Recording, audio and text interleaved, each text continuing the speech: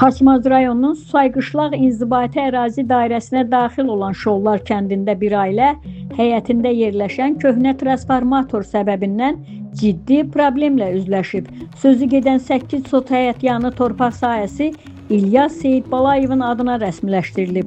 Ailə bu torpağı 2013-cü ildə üzərində yarım tikili ev olmaqla 1990-cı illərdə başqa bir vətəndaş tərəfindən əldə edilmiş vəziyyətdə satın alıb. Həmin vaxt transformator da həyətin daxilində yerləşib. Həyət ərazisində transformatorun mövcudluğu Seyidbalayevların həyatını çətinləşdirib. Belə ki, ailə nə yarımçıq tikilini tamamlayaraq evə köçə bilir, nə də həyətə giriş qapısı qoya bilir. Xüsusilə yay aylarında transformator qığılcım verir. Hətta bu səbəbdən bir neçə dəfə yanğın hadisəsi də baş verib.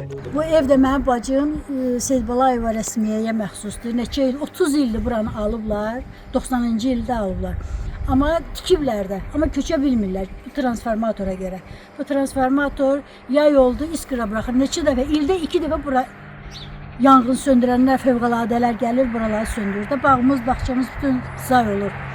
Yəni, indi istəyirik ki, bu transformator buradan çıxsın, çıxarsınlar. Vaxtı da keçib də o köhnə baxanda bilinir ki, bu köhnənin transformatorudur. Oğulları müraciət ediblər. Deyirlər ki, dəyişiləcək. Nə vaxtsa dəyişiləcək, amma dəyişmək qərarlarını 30 il keçib o İstəyir ki, axı gəlib yaşasın da, o da istəyir ki, gəlib evində yaşasın, yaşaya bilmir. Bundan o tərəfə bizimdir, biz də ev tikə bilmirik, ya hasar çəkə bilmirik ki, axırına baxsa buna gəlib buradan çıxarmazlar.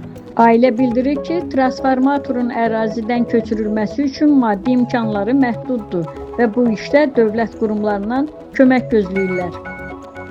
Məsələ ilə bağlı Azər İşıq Açıq Səhmdar Cəmiyyətinin mətbuat katibi Vaqif Aydınoğlu bildirib ki, qeyd olunan abonent Rəsmiyə Seyidbalayevanın müraciəti araşdırılıb.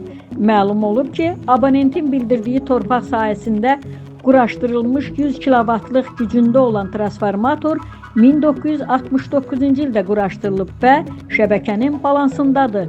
49 əhali və 3 qeyri-əhali abonentinin enerji təminatını həyata keçirir.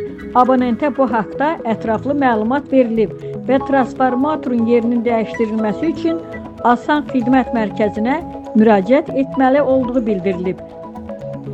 Rəsmi açıqlamadan belə aydın olur ki, 30 ildən artıqdır davam edən və vətəndaşın həyatına ciddi təhlükə yaradan problemin həlli hələ də uzanacaq.